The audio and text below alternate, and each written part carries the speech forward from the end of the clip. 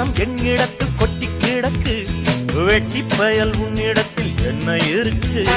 சத்தியத்தை பேசுகின்ற நெஞ்சம் இருக்கு, உத்தமன நீ இருந்த மீச முறுக்கு.